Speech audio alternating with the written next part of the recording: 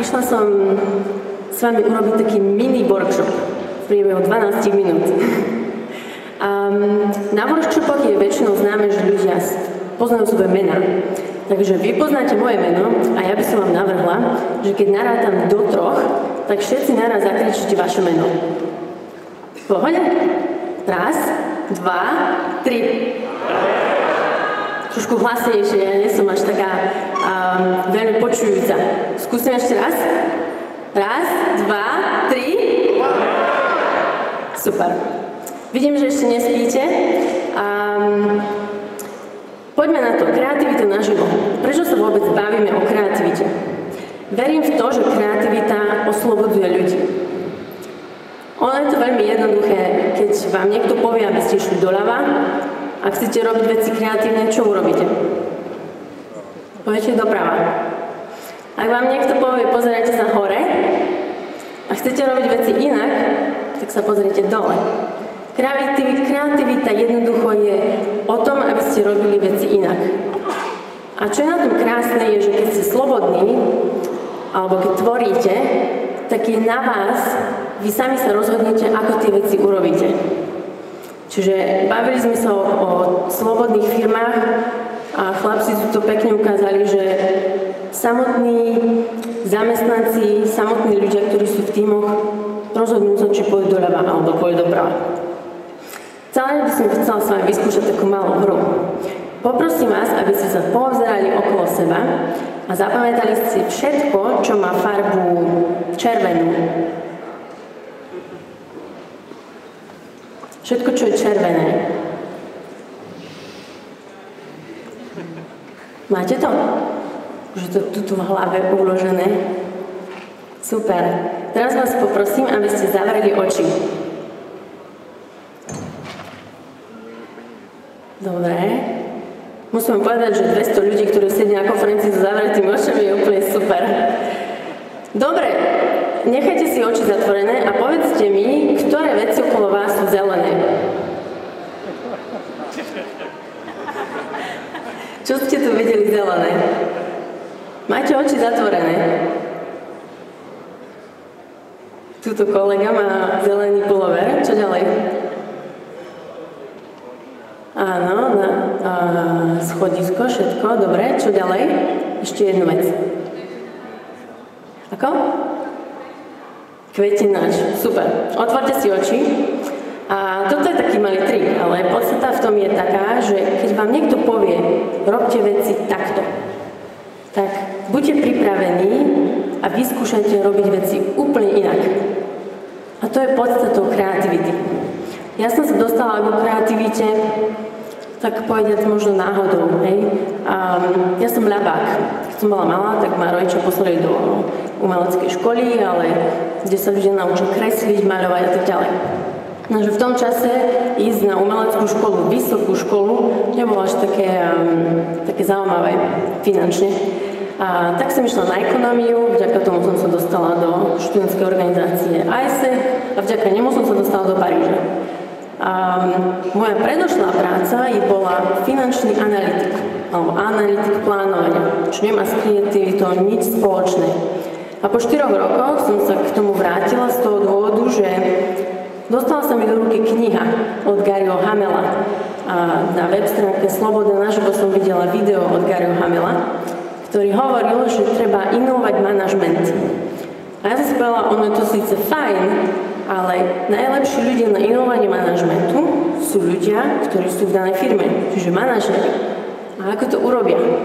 Čiže povedali sme si, že im treba možno nejaké kreatívne hry a nejaké techniky, aby sami vedeli, ako zmeniť dané fungovanie. Tak sme začali robiť také vzdelávacie, kreatívne workshopy. Na tých workshopoch, čo s ľuďmi robíme, my sa s nimi hráme. A teraz vám ponúknem, alebo by som s vami urobila jednu takú hru. Tá hra sa volá objevovateľská hra. Potrebovala by som, aby ste sa všetci postavili do svojich stoličiek. Nájdete si partnera, s ktorým budete pracovať. pracovať. Potrebujeme, aby každý mal jedného partnera. Otočte sa tvárou tvár a všimnite si, čo ten partner má na sebe. Ako vyzerá, čo má oblečené a tak ďalej.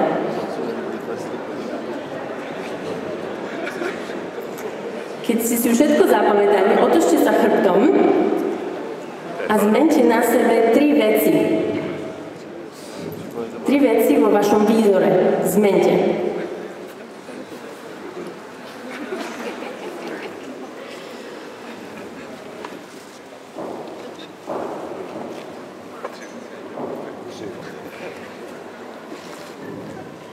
Keď to máte, otočte sa späť a hádajte, čo sa zmenilo na vašom partnerovi.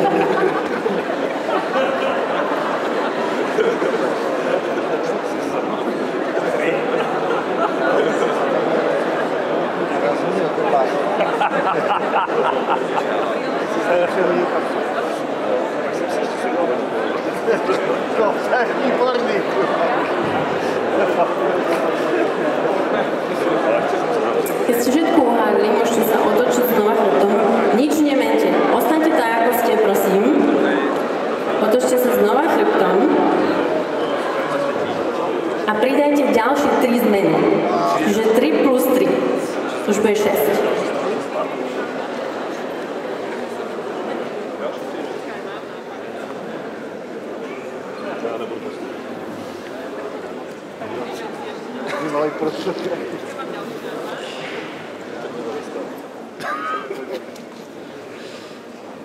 Čiže keď už máte 6 vecí, môžete sa otočiť k svojmu partnerovi a uhádnuť, čo sa zmenilo. Tohle je dobrý, tohle je dobrý, ale pásky máš ty utrkát.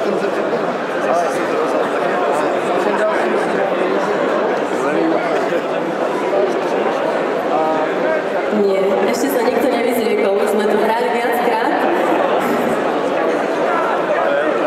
A to máš jo? Ak ste všetko uhádli, čakajte. Ešte počkáme na ostatné týmy.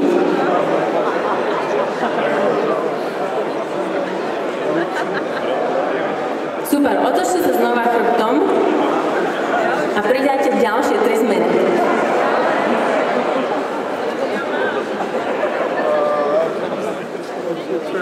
Čiže to už bude 9. To bych neměl dělat před tebou. Já vím.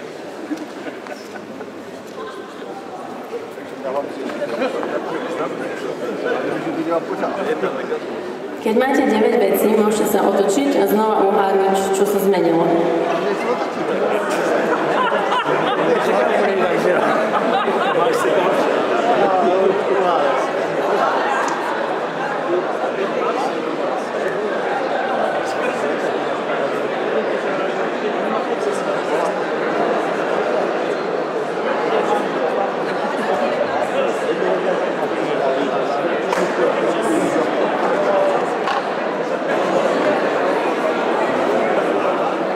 Super, poprosím vás, otočiť sa znova chrbtom, dáme si posledné kolo. Už máte 9, pridajte ešte 3.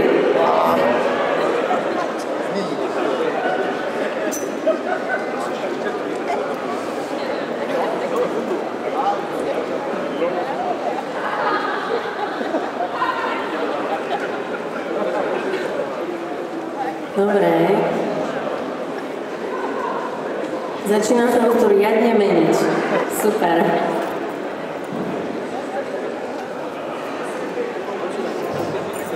Vynikajúce. Keď ste hotoví, môžete sa otočiť tvár o tvár a hádať, čo sa zmenilo.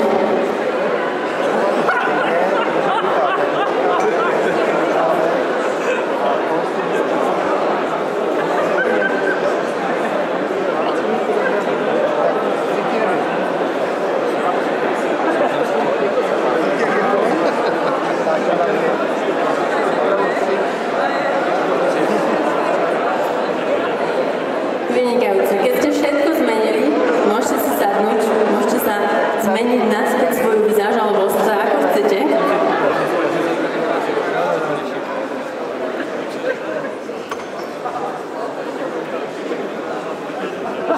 Tam jsem tu co měl.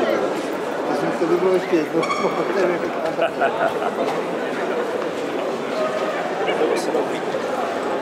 Počkej, že skončí.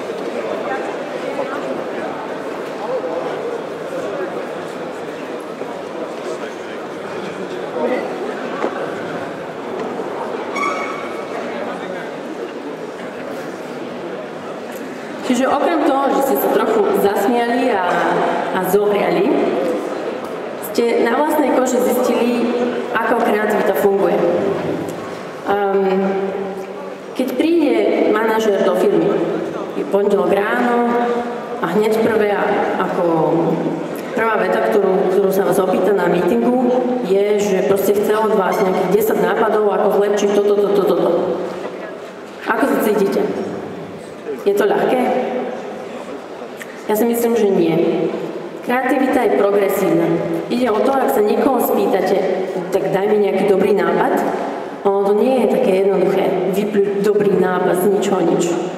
To tvorivosť treba pracovať. Vy ste videli na tejto hre, že sme spravili 4 kola. Možno prvé kolo bolo jednoduché, druhé bolo ťažšie a tak ďalej.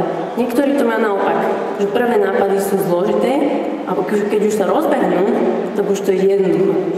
V tom poslednom kole, čo sa stane, je, že ľudia si uvedomia, že je ich tu viacero, nás je tu 200.